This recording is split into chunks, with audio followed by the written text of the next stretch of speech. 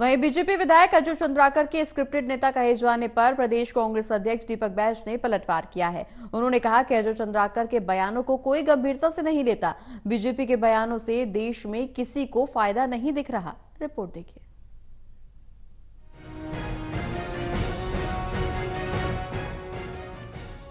BJP विधायक अजय चंद्राकर के scripted नेता कहे जाने पर प्रदेश कांग्रेस अध्यक्ष दीपक बैज ने हमला बोला है। उन्होंने कहा कि अजय चंद्राकर के बयानों को कोई गंभीरता से नहीं लेता।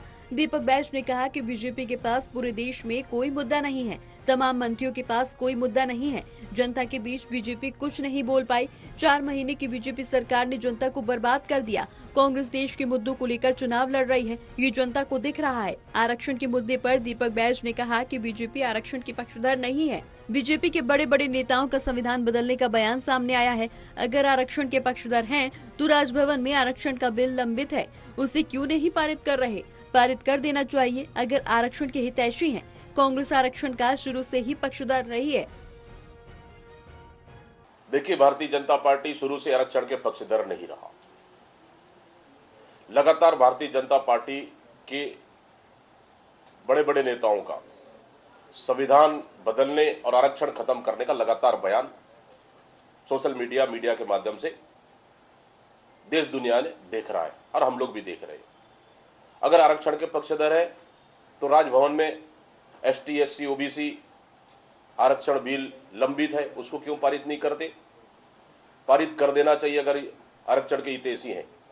पारित न करना सीधा सीधा भारतीय जनता पार्टी के ऊपर कहीं न कहीं संदेह क्लियर होता दिख रहा है।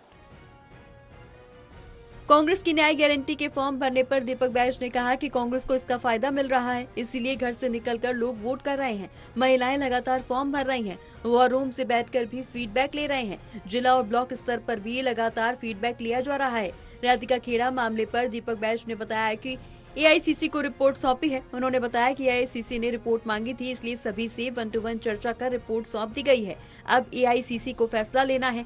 वहीं मंत्री केदार कश्यप के न्याय दिलाने वाले बयान पर दीपक बैज ने कहा कि बीजेपी पहले मणिपुर को न्याय दिलाए, कर्नाटक में जाकर पहले न्याय दिलाए। बीजेपी अपने गिरेबान में झांके, ये हमारे घर का मामला है, हम इसे सुलझाएंगे। बीजेपी के मदद की हमें जरूरत नहीं है। बुरी तरह से भारतीय जनता पार्टी इस तीसरे चरण तक के लोकसभा चुनाव में डर गई है और महतरी वंदन योजना का लाभ छत्तीसगढ़ की माता बहनों को नहीं मिल रहा है।